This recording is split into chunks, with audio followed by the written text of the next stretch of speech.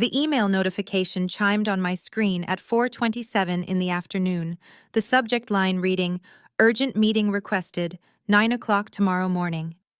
My stomach tightened as I checked the next day's calendar and saw my promotion hearing scheduled for 2 o'clock in the afternoon. 5 years of extra hours, sharp campaign strategies, and client relationships that had boosted revenue by 37% were finally about to pay off, and the corner office overlooking the river was essentially mine. I replied to confirm my attendance and continued reviewing my presentation. The promotion to creative director was between me and Natalie. We had started on the same day, but our approaches couldn't have been more different. While I focused on building client relationships and mentoring junior team members, Natalie focused on cultivating alliances with upper management. The next morning, I arrived at 8:45 wearing a dark blue suit that projected confidence. When I stepped into the conference room, 3 people were already waiting. Geneva from Human Resources, my direct supervisor Terrence, and Edmund, the division head. "Please sit," Geneva said, her face professionally neutral, and I lowered myself into the chair, noticing how they were positioned across the table, a united front. "There's been a serious complaint against you," Geneva began, sliding a folder toward me. "According to multiple reports, you've been secretly working for a competitor while employed here." My mind went blank. "What?" "Several team members claim you've been undermining projects to benefit another company," Terrence continued, avoiding my eyes, specifically passing sensitive information to Coastal Strategies. I stared at them. "That's absolutely false. We have testimonies from 3 staff members," Edmund said firmly. "This is extremely serious. This will go on your permanent record." The accusation was so outrageous I almost laughed. Tomorrow was my promotion hearing, and suddenly I was being accused of corporate espionage. It wasn't a coincidence. "Who made these claims?" I asked, already suspecting. "That's confidential," Geneva replied. I reached into my bag and placed a small wooden box on the table between us. It was palm-sized, carved from walnut with a tiny brass latch. "Before you file that, you should see this." Geneva glanced at Edmund, who nodded, and she opened the box, confusion crossing her face. Inside was a single handcrafted silk butterfly, a brilliant blue, its delicate wings spread wide. The room went silent. "What exactly are we looking at?" Edmund asked. I leaned forward. "That butterfly represents everything you need to know about these accusations." Their eyes stayed locked on me as I took a breath, ready to explain how I'd uncovered something far worse than they could imagine. "Hey there, it's me, Quinn. I know you're probably wondering what that butterfly means and how it connects to these wild accusations. Trust me, it's about to get intense. If you're enjoying the story so far, hit the like button so I know to keep going. Drop a comment with your own workplace nightmare. We've all had them. And if you want to hear more stories like this, subscribe to the channel. Now let's get back to that meeting room, where 3 people were about to realize they'd made a terrible mistake. My name is Quinn Alder, 32 years old, and known around the office for 3 things: my photographic memory, my refusal to back down from a challenge, and the small notebooks I always carry. People joke that I document everything, but that habit would ultimately save my career. I joined the company fresh out of graduate school with a master's in strategic communications. My parents, a high school teacher and a nurse, had instilled in me a relentless work ethic and an almost pathological honesty. Growing up in a small apartment where every extra penny went toward my education, I learned the value of both hard work and integrity. The first 2 years at the company were exhilarating, and I rose from junior strategist to team lead by landing major clients and introducing innovative campaign strategies.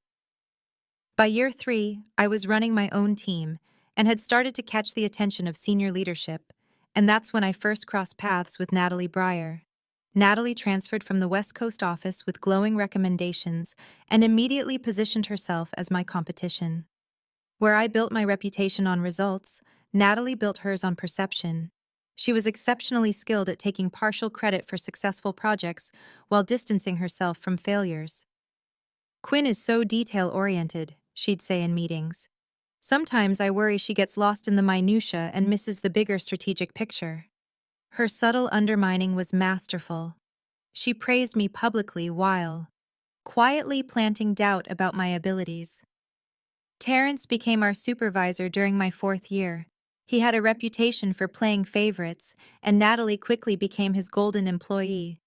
They shared lunches, inside jokes, and seemingly had meetings I was never invited to.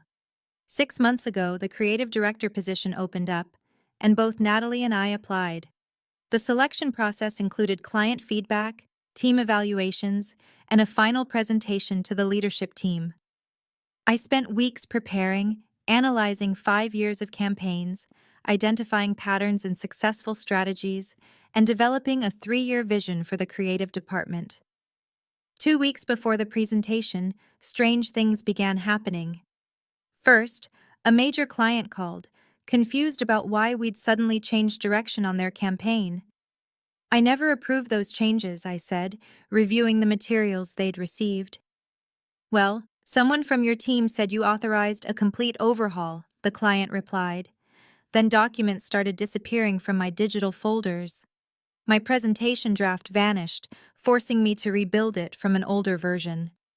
Team members mentioned receiving conflicting instructions from me, orders I never gave. Quinn told me to prioritize the tourism account, a junior designer said when questioned about missed deadlines on our financial client's project. I never said that, I countered, but the damage was already done. The pattern was clear. Someone was systematically undermining my work and my reputation.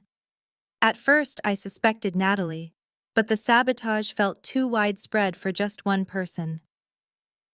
3 days before the accusation surfaced, I stayed late to finalize my presentation. The office was nearly empty when I realized I'd left my notebook in the conference room. As I approached, I heard voices, Terrence and Natalie.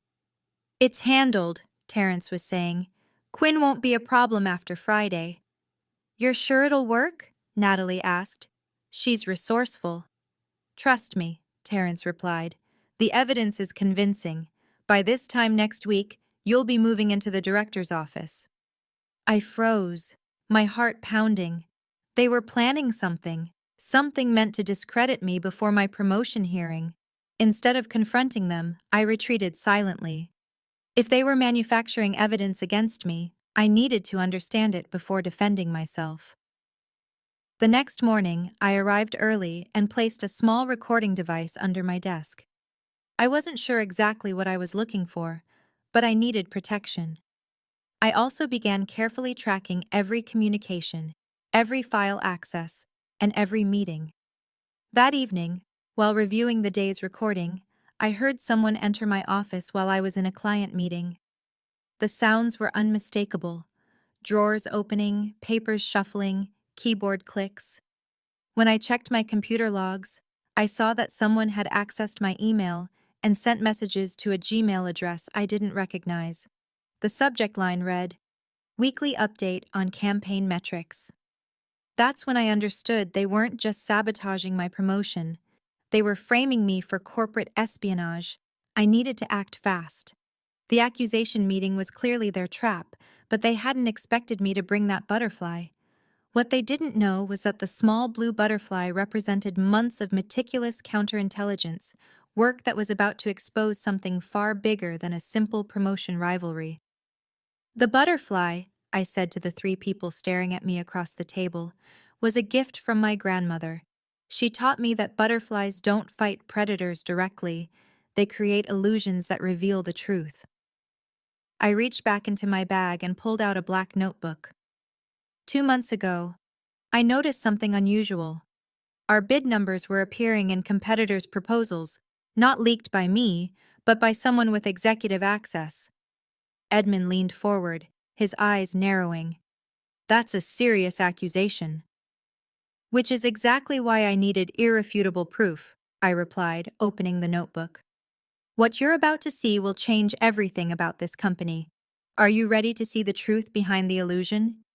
I opened the notebook to reveal meticulously documented entries, dates, times, and detailed observations spanning months. When I first noticed our proprietary strategy frameworks appearing in competitor presentations, I thought it might be coincidence, I explained. But after the third occurrence, I knew someone was leaking information. Geneva shifted uncomfortably. And you didn't report this? To whom? I asked pointedly. The pattern suggested the leak was coming from upper management. I turned to a marked page. I had created a system. Each time I submitted reports or strategies to different executives, I embedded unique identifiers, subtle language variations, metrics rounded in specific ways, distinctive phrasing that wouldn't stand out unless you knew to look for it. Edmund's eyes widened slightly. You watermarked confidential documents? I tagged them, I corrected. And when competitors mysteriously echoed those exact markers, I could trace precisely which version they had seen and who had access to it. I placed 5 printed presentations on the table, each marked with different colored highlights. Yellow showed identifiers present only in Terrence's copies. Green indicated Edmund's versions. Blue represented the CEO's documents. Red marked board materials. I pointed to a competitor's presentation leaked to me by an industry contact who sensed something was wrong.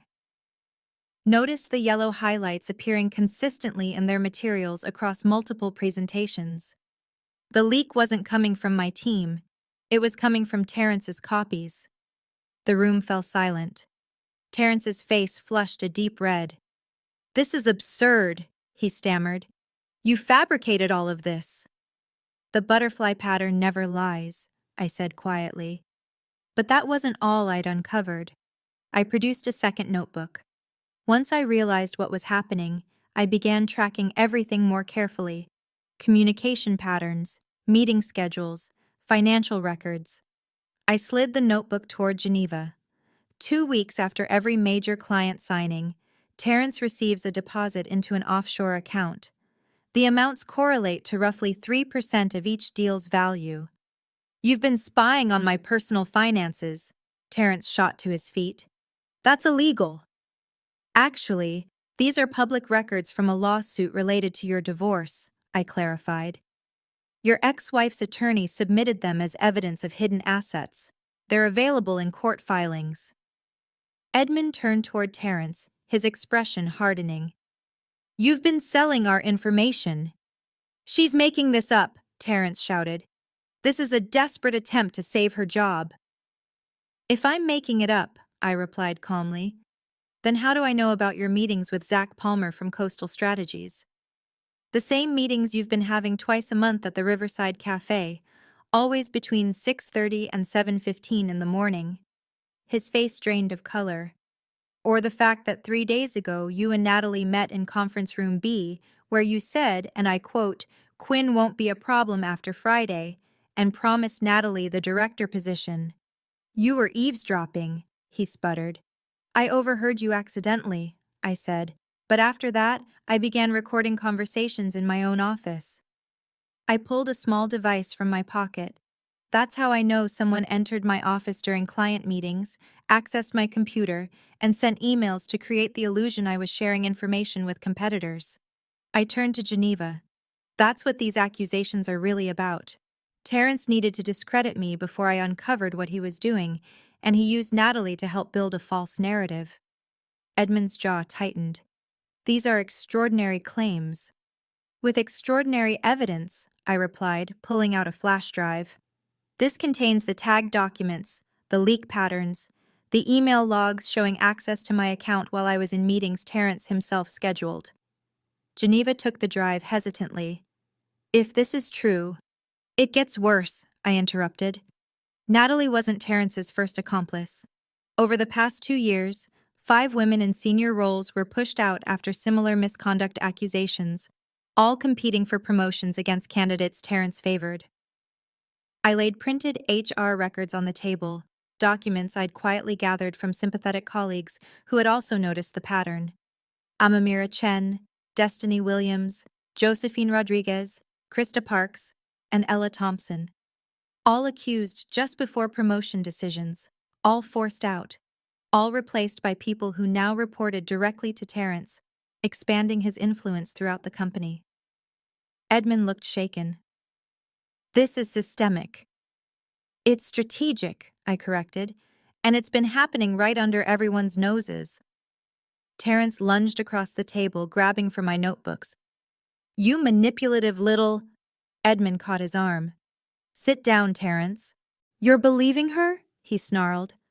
I've been with this company for 15 years. Which is exactly why no one questioned you, I said softly. You used your position to eliminate threats and consolidate power. You cultivated allies who echoed your accusations without hesitation. You built a system where your word was never doubted. Geneva was scrolling through files on the flash drive, her expression growing more disturbed with each click. Edmund, you need to see this. The door suddenly opened and Natalie stepped in, her confident smile faltering as she took in the documents spread across the table. I was told you needed me for... Her voice trailed off as she sensed the tension. Perfect timing, I said. We were just discussing your role in falsifying evidence against me. Her eyes flicked to Terrence, searching for direction. Don't look at him, Edmund said sharply. Look at these. He pushed the highlighted competitor presentations toward her. Did you know about this? Natalie's perfectly composed facade cracked just slightly. I don't know what those are. They're proof that Terrence has been selling company information to competitors, Geneva said, and evidence suggests he enlisted your help to frame Quinn. That's ridiculous, Natalie said automatically, but her voice lacked conviction. I turned to face her directly. Natalie, I know you want that promotion. I understand ambition. But did you know about the other women? Did you know you weren't the first person he used to push someone out? A flicker of confusion crossed her face. What other women? The 5 before me, I said quietly. All accused of misconduct they didn't commit. All replaced by people loyal to Terrence. Natalie's gaze shifted to the HR records, then back to Terrence. Something changed in her expression, a dawning realization. You told me Quinn was actually guilty, she said slowly. You said there was already evidence and you just needed my testimony to strengthen the case. He lied, I said, just like he's been lying to everyone. And once I was gone, how long before you became inconvenient too? Before someone else caught his eye as a useful ally? What would he fabricate about you then? The color drained from Natalie's face as the implications sank in. I didn't know, she whispered. I swear I didn't know about any leaks. Shut up, Terrence snapped. Don't say another word. Actually, Edmund interjected, I think Natalie should say quite a bit more. In fact, I think we need to continue this conversation with legal present. He turned to Geneva. Call security to escort Terrence to the waiting area. He's not to touch any devices or contact anyone. Then get Angela from legal up here immediately. Terrence stood, his face twisted with rage. This is a setup. Quinn has manipulated all of you. The butterfly doesn't manipulate, I said calmly. It simply reveals patterns that were already there. As security arrived to escort Terrence out, Edmund turned to me. I owe you an apology, and I have many questions about how long you've known and why you approached it this way. I needed irrefutable evidence, I explained. Accusations against someone in Terrence's position wouldn't be believed without it, and I needed to understand how deep the problem went. Deep enough that we'll be dealing with the fallout for months, Geneva murmured, still scrolling through files. Natalie remained by the door, looking lost. What happens now? Edmund's expression was grim. That depends on your level of involvement. If you knowingly participated in corporate espionage, the consequences will be severe. If you were manipulated and can provide testimony about how Terrence operated, that's a different conversation. She swallowed hard. I didn't know about any information selling. He just told me Quinn was undermining the company and asked me to report things I'd noticed about her behavior. And you didn't question that? I asked. He's a senior executive, she said weakly. Why would he lie? The door opened again as Angela from legal entered, briefcase in hand. I understand we have a situation. That's putting it mildly, Edmund replied. We appear to have uncovered systematic corporate espionage, fraud, and falsification of evidence against employees. As Angela was briefed, I sat quietly, watching their reactions. The butterfly box remained open on the table, its blue silk wings catching the light, my grandmother's voice echoing in my mind. The smallest creatures often have the most effective defenses. Hours later, as I left the building, my phone buzzed with a message from Edmund. Promotion hearing postponed. Terrence suspended pending investigation. Need to speak with you tomorrow about next steps. I texted back a simple, I'll be there, and headed home. That night I called. Amamira Chen, the first woman Terrence had pushed out. She answered on the second ring. It's Quinn Alder, I said. We need to talk. It's about Terrence Harlow and what he did to you. Her sharp intake of breath was audible. After 2 years, why bring this up now? Because I found the pattern, I replied. And I think it's time we all compared notes. All? She asked cautiously. There are 5 of you, plus me. 6 women whose careers he tried to destroy. The line went quiet for a moment. Then Amamira spoke, her voice growing stronger with each word. Tell me exactly what you need. I smiled into the phone. I need you to help me finish what the butterfly started. The call stretched past midnight, her story mirroring mine with eerie precision. The sudden accusations, the evidence that appeared from nowhere, the witnesses who claimed to see things that never happened.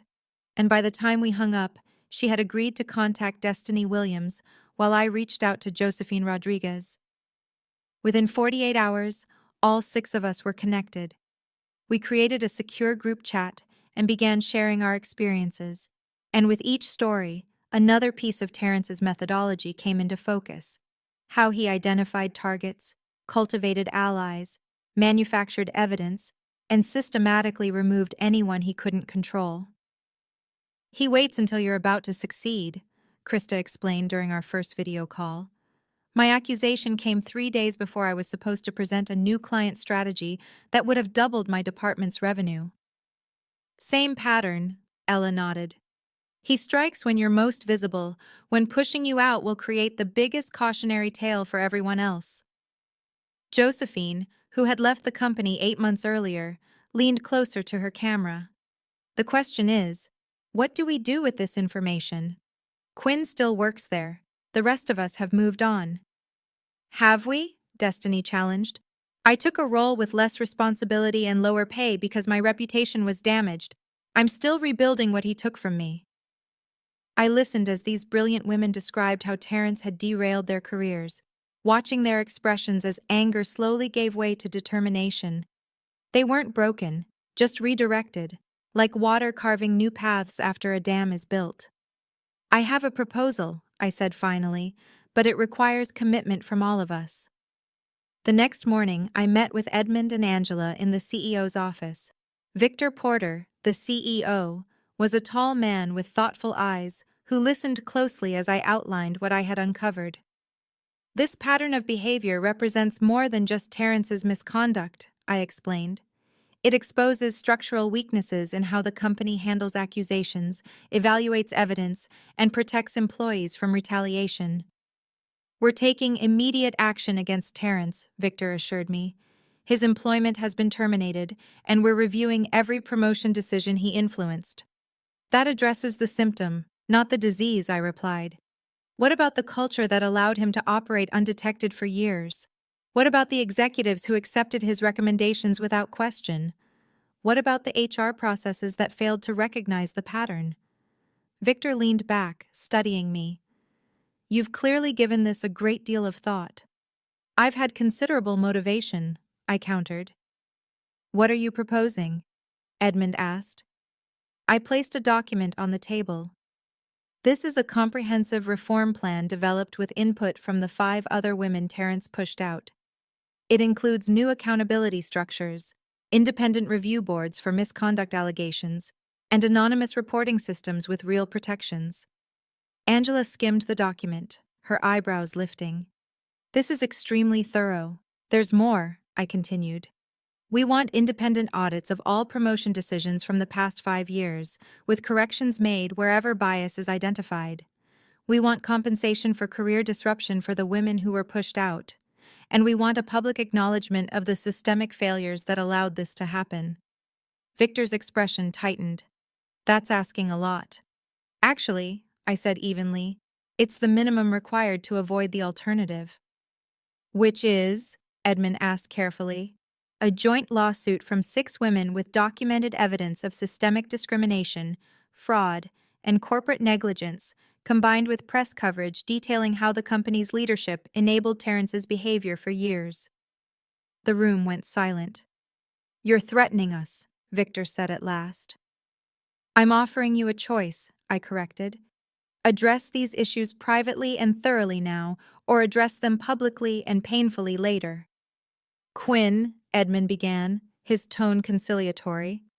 I'm not finished, I interrupted. There's one more thing, the Butterfly Initiative. The what? Victor asked.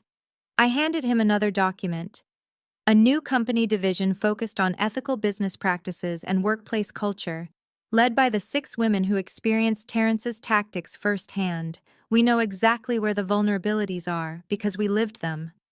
You want us to create an entire division? Angela asked incredulously. We want you to invest in fixing what's broken, I clarified, with the people who understand the damage best. Victor flipped through the proposal. This would require significant resources. Consider the cost of not doing it, I replied. Continued talent loss, legal exposure, reputational damage. I need time to review this, Victor said. Of course, I agreed. You have until Monday. His head snapped up. 3 days? 3 days, I confirmed. The others are waiting for my signal. If we don't have a preliminary agreement by Monday, we move forward with the lawsuit and media strategy. That's not how this works, Victor said, his voice hardening.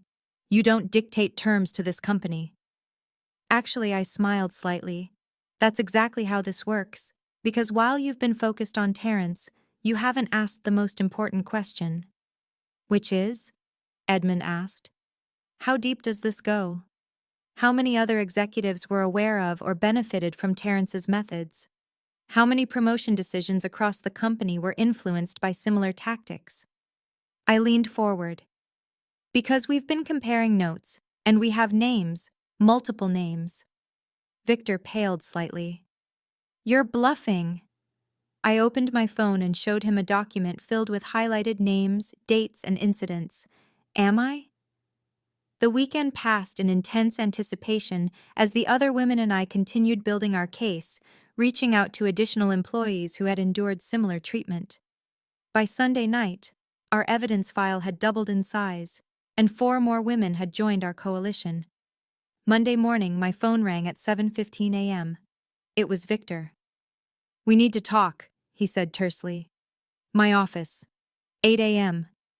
When I arrived, the executive leadership team was gathered around the conference table, along with representatives from legal and HR.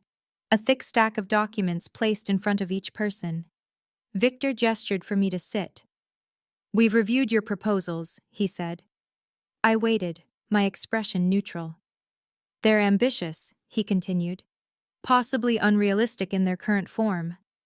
Yet necessary, I replied. Angela cleared her throat. We've prepared a counter-proposal that addresses many of your concerns while maintaining operational feasibility. She slid the document toward me, and I scanned its contents. Most of our core demands remained intact, with adjustments to timelines and resource allocation. This is a starting point, Victor said. We're prepared to negotiate in good faith. Good faith would have been nice 2 years ago when Amira was escorted out of the building, I observed, but I'll take it now. Over the next 3 hours, we hammered out a preliminary agreement. The company would establish an independent review board for misconduct allegations, conduct a comprehensive audit of promotion practices, and compensate the women harmed by Terrence's actions. Most significantly, they agreed to create the Butterfly Initiative, a new division focused on ethical workplace practices, with Amamira as director and the rest of us serving as founding members. One more thing, I said as the meeting wrapped up. Natalie. Edmund looked up. What about her? She was manipulated by Terrence, but she made choices. She needs accountability, but also a path forward. I want her assigned to the Butterfly Initiative for 6 months. Victor studied me. That's unusually merciful. It's strategic, I corrected. Rehabilitation is more valuable than punishment. 2 weeks later, I stood in a renovated office space, watching Amira direct the placement of desks and equipment, while Josephine joined HR on a video call to finalize new reporting protocols. Krista and Ella reviewed applications from employees eager to join the initiative. Destiny sketched a logo of a blue butterfly emerging from darkness, and Natalie entered hesitantly with a small box of personal items, her confidence muted, but her presence more genuine. Amamira pointed to a desk beside hers. You'll work directly with me for the first month. Natalie nodded solemnly. Thank you. I know I don't deserve this. This isn't about deserving, I told her. It's about becoming. Edmund appeared in the doorway moments later. The board approved the full budget this morning. The Butterfly Initiative is officially activated. A cheer filled the room, and Amira caught my eye with a smile. Not bad for 6 women who were supposed to disappear quietly. I placed the small wooden box on my new desk and opened it, the blue silk butterfly glowing in the sunlight. The butterfly doesn't fight the predator, I said, echoing my grandmother. It creates illusions that reveal the truth. And sometimes, Amamira added, it transforms the entire ecosystem. That evening, I called my grandmother to tell her everything. I'm not surprised, she said warmly. Revenge that destroys only breeds more destruction. Revenge that transforms, that's revolution. 6 months later, our initiative had increased retention by 17% and improved promotion equity by 23%, with other companies seeking to replicate our model. Terrence, meanwhile, had become unhireable, his reputation following him into every interview until he vanished into a small coastal town, far from the power he once wielded. The real revenge wasn't his downfall, but the transformation of the system that enabled him, turning victims into leaders and tactics into warnings. That blue silk butterfly still sits on my desk, a reminder that sometimes the strongest response to predatory behavior isn't to fight back, but to create something new.